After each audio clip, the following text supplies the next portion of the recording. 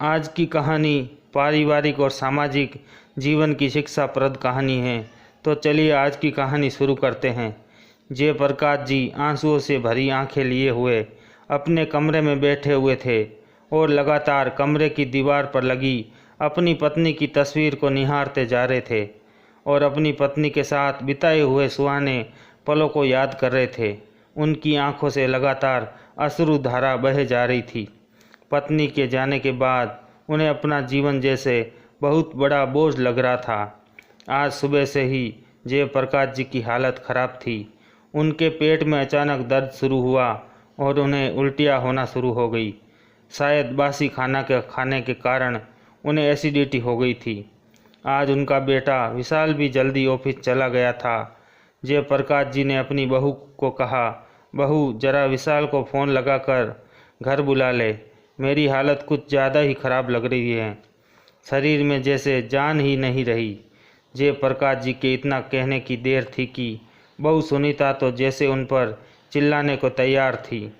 बाबूजी, आपको तो और कुछ काम है नहीं सिवाय मेरे पति के खर्चों को बढ़ाने के। ऑफिस गए हैं वो, और आपके लिए ऑफिस छोड़कर तो नहीं आ सकते ना। कितनी बार कहा है जितना खाना पचे उतना ही खाया करो।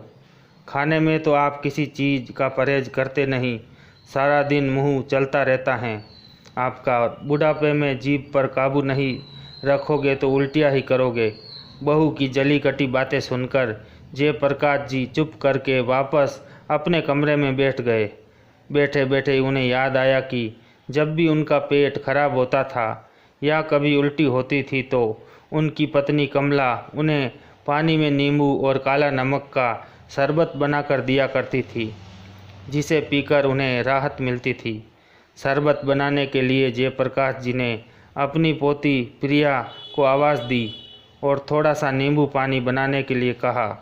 प्रिया ने ही दादाजी के लिए नींबू पानी बनाया और दादाजी को दिया।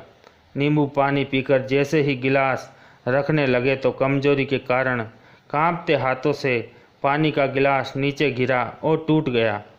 जैसे ही सुनीता ने गिलास टूटने की आवाज़ सुनी, वह दौड़ी दौड़ी रसोई घर से आई। अब तो बाबूजी की खैर ही ना थी।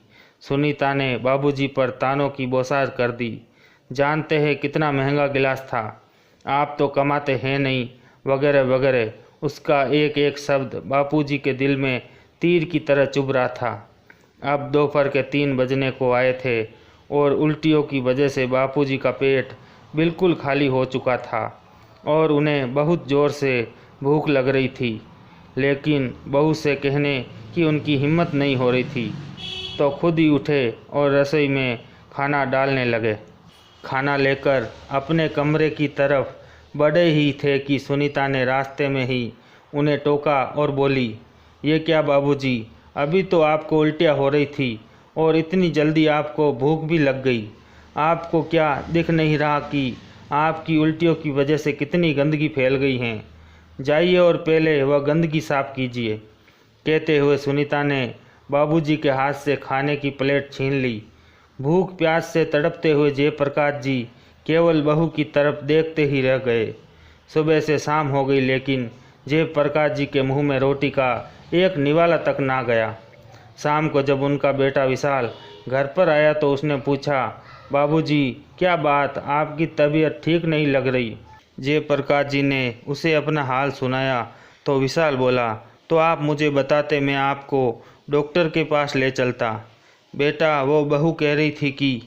जैसे ही जयप्रकाश जी कुछ बोलने को हुए तभी उनकी बहू सुनीता उनकी तरफ देखकर घूरने लगी। जयप्रकाश जी वहीं चुप हो गए।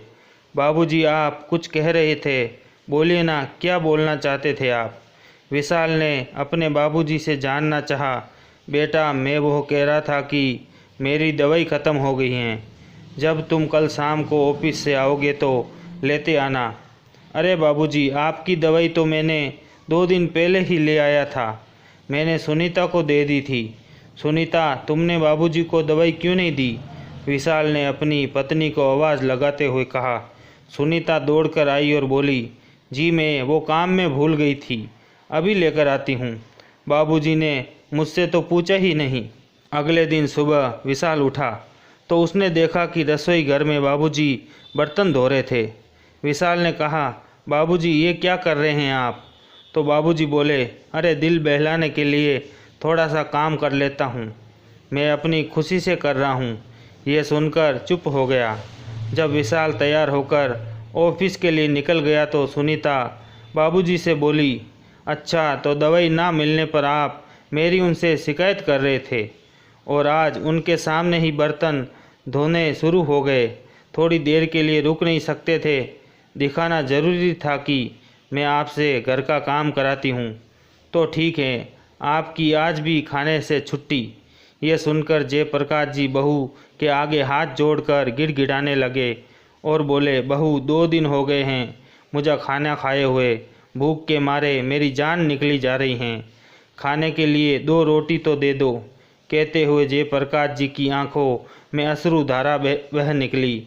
सुनीता ने थोड़ी सी दया दिखाते हुए जयप्रकाश जी को रात की पड़ी बासी रोटी दे दी और साथ में उनके आगे चाय रखते हुए बोली, ये लो, आज तो आपको रोटी और चाय दे रही हूँ, लेकिन आगे से आपने किसी से कोई भी शिकायत करने की कोशिश की तो अपना अंजाम सोच लीजिएगा। ये कहकर सुनीता तैयार होकर अपनी किटी पार्टी में चली गई। जयप्रकाश जी अपनी पत्नी की तस्वीर की तरफ देखने लगे और बोलने लगे, देख रही हो भाग्यवान, ऐसा खाना तो कोई किसी भिखारी को भी नहीं देता होगा। उनकी पत्नी को स्वर्गवासी हुए 6 महीने हो चुके थे और इन 6 महीनों में वही जानते हैं कि उन्होंने एक एक सांस किस तरह ली। खैर 2 दिन के भूखे थे तो जयप्रकाश जी पुरानी बासी रोटियों पर भी टूट पड़े। अगले दिन सुबह जयप्रकाश जी अपने बेटे से बोले, अरे बेटा देखना, ये मेरा चश्मा टूट गया है, शाम को जब तुम ऑफिस से आओगे तो इसे ठीक करवाते आना। अरे बाबूजी, आपका चश्मा तो बिल्कुल बुरी तरह से टूटा हुआ है। ये कहते हुए विशाल ने सुनीता को आवाज़ लगाई और कहा, आज बाबूजी को ले जाकर उनकी आंखों भी टेस्ट करवा देना और उनके लिए नया चश्मा भी बनवा लाना। सुनीता ने विशाल के सामने आज्ञाकारी बीवी बनते हुए हाँ में गर्दन तो हिला दी, लेकिन विशाल के जाते ही ज्वालामुखी की तरह फट पड़ी। बाबूजी, आपको चैन नहीं आता क्या? रोज़ रोज़ कोई ना कोई नया खर्चा लेकर बैठ जाते हो। अरे बहू, मुझे आंखों से कुछ नज़र नहीं आ रहा था, इसलिए मैंने विशाल से कह दिया। वैसे तो तुम भी जानती हो कि मैं कोई फालतू का खर्चा नहीं करता हूँ।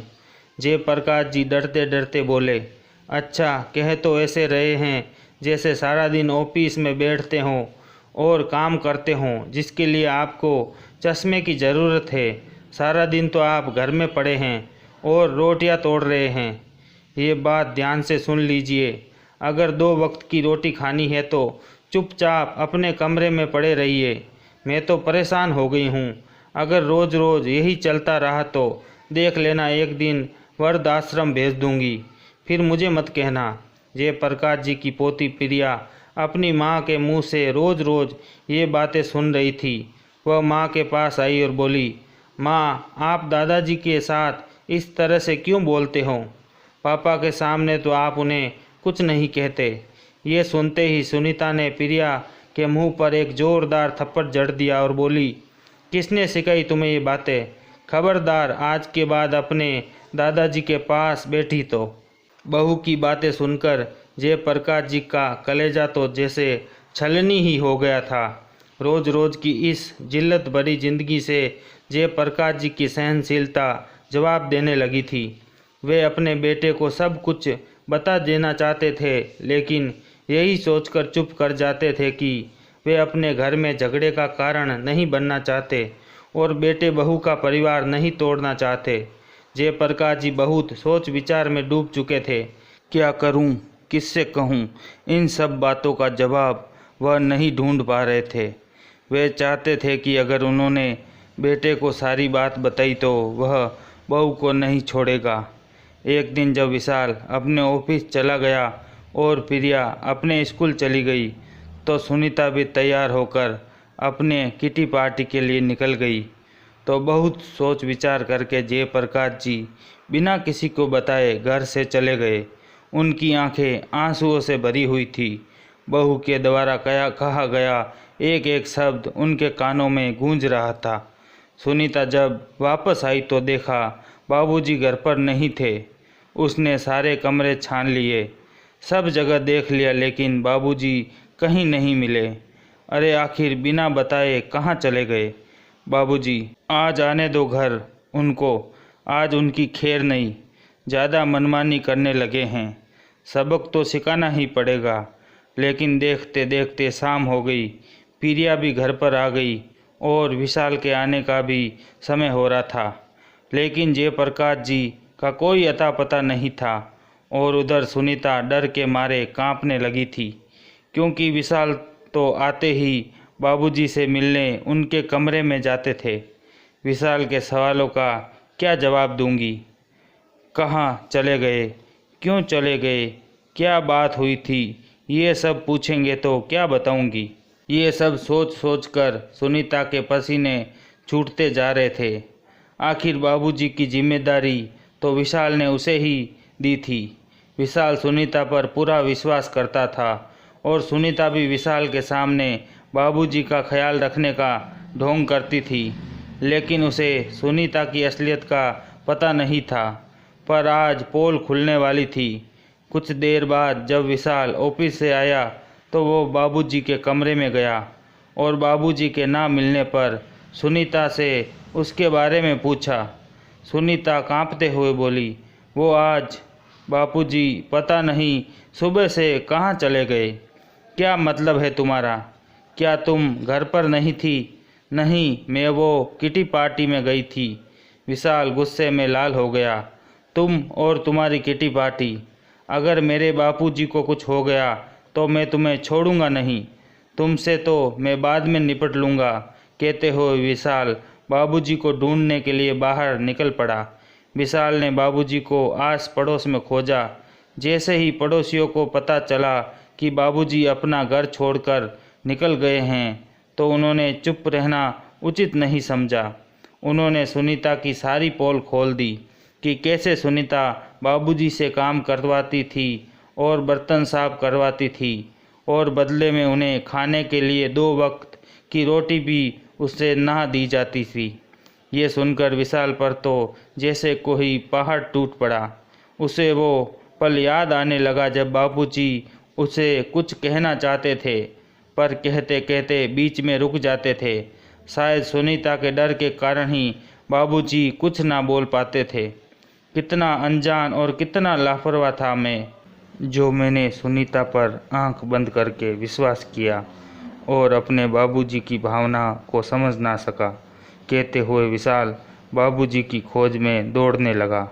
अचानक उसे ख्याल आता है कि बाबूजी अपने गांव जाने के लिए निकले होंगे और हो ना हो वह रेलवे स्टेशन पर ही मिलेंगे। विशाल दौड़ते दौड़ते रेलवे स्टेशन तक पहुंचा, लेकिन वहां जाकर भी उसे बापूजी कहीं ना दिखे। वह थक हार कर प्लेटफॉर्म पर बैठ गया और सामने ही देखा कि बाबूजी भी प्लेटफॉर्म पर ही बैठे हुए हैं और लगातार आंसू बहा रहे हैं। उन्हें रोता देखकर विशाल को अपने दिल पर 100 छुरियां चलने बराबर दर्द महसूस हुआ। जो बाबूजी कभी आत्म स्वाभिमान के साथ रहा करते थे, वह आज मेरे कारण अब इस अवस्था में पहुंच गए हैं। विशाल भागकर अपने बाबूजी के पास पहुंचा। बाबूजी को देखकर उनके गले लग पड़ा और फूट फूट कर रोने लगा। बेटे को देखकर जयप्रकाश जी भी अपने आप को संभाल ना पाए और अपने दिल का गुबार बेटे के आगे उन्होंने खाली कर दिया। पिताजी, मैं सब जान गया हूँ कि सुनीता ने आपके साथ कैसा व्यवहार किया, आप पर कितना अत्याचार किया, लेकिन आप आज तक चुप क्यों थे, ये भी मैं जान गया हूँ। आज तक जो हुआ सो हुआ, आज के बाद ऐसी नहीं होगा। सुनीता ने आपको जो घाव दिए हैं, उस एक एक घाव का हिसाब तो उसे देना ही पड़ेगा।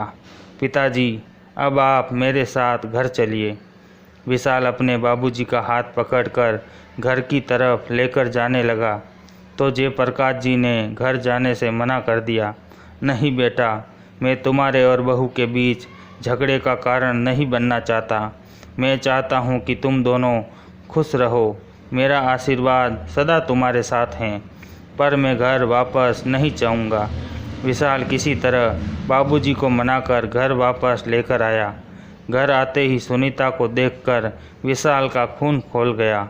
विशाल ने सुनीता से कोई सवाल नहीं किया, ना ही उसे कुछ बोलने का मौका दिया। आते ही उसके मुंह पर 4 थप्पड़ जड़ दिए। आज ये नज़ारा उनके पड़ोसी भी देख रहे थे, पर किसी ने आकर विशाल को नहीं रोका। विशाल का गुस्सा देखकर सुनीता के होश ही उड़ गए थे। उसका चेहरा गुस्से में लाल हो गया था और वह आज सुनीता को नहीं छोड़ने वाला, ये साफ साफ नज़र आ रहा था।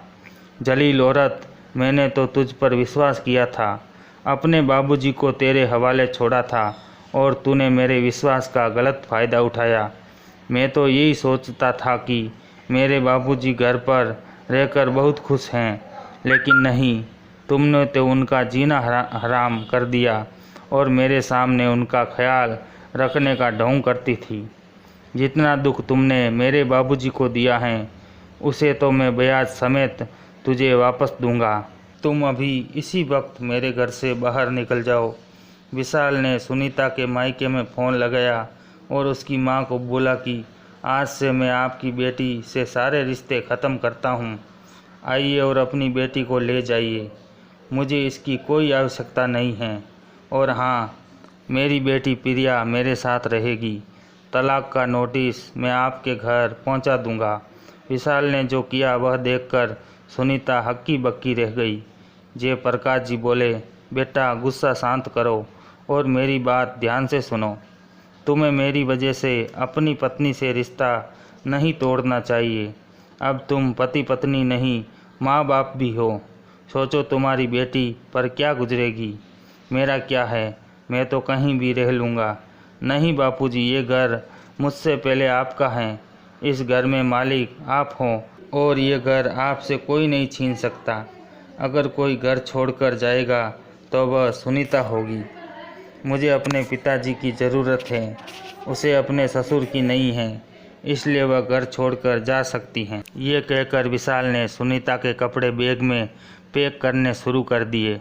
सुनीता ज़ोर ज़ोर से रोते हुए बाबूजी के पैरों में गिर पड़ी और माफ़ी मांगने लगी। बाबूजी, मुझे बहुत शर्म आ रही है, मैंने आपके साथ बहुत बुरा किया। ये भी नहीं सोचा कि माँ के जाने के बाद आप कितना अकेला महसूस करते होंगे। आज मैं अपने किए पर शर्मिंदा हूँ। आज सुनीता उन्हीं बाबूजी से अपने किए कर्मों की माफ़ी मांग रही थी, जिसके साथ कभी नौकरों की तरह व्यवहार किया करती थी। जयप्रकाश जी बहू से बोले, बहू, विशाल मेरा इकलौता बेटा है और मैं उसके जीवन में कभी दुख नहीं देखना चाहता। जो हो गया सो हो गया, लेकिन मैं अपने बेटे का घर नहीं टूटने दूंगा, इसलिए मैंने तुझे माफ़ कर दिया। देख निर्लज, मेरे बापूजी का दिल कितना बड़ा है। तूने इन पर कितने जुल्म ढाए, फिर भी इन्होंने तुझे माफ़ कर दिया। उस दिन से बहू के व्यवहार में ज़मीन आसमान का परिवर्तन आ गया। अगले दिन सुनीता बाबूजी के कमरे में आई और बोली, बाबूजी आपकी चाय। चाय रखकर सुनीता ने बाबूजी का आशीर्वाद लिया। आज बाबूजी अपनी पत्नी की तस्वीर को सामने देखकर सुकून से बैठे थे और खूब सेवा करवा रहे थे। आज उनकी सारी चिंताएं दूर हो गई थी। उनकी पत्नी की मृत्यु के बाद आज पहली बार ऐसा हुआ था कि वह सुकून की सांस ले पा रहे थे और यही दुआ कर रहे थे कि भगवान हर माता पिता को विशाल जैसी औलाद दे। दोस्तों, कैसी लगी कहानी हमें कमेंट करके ज़रूर बताएं। मिलते हैं अगली वीडियो में, तब तक के लिए धन्यवाद।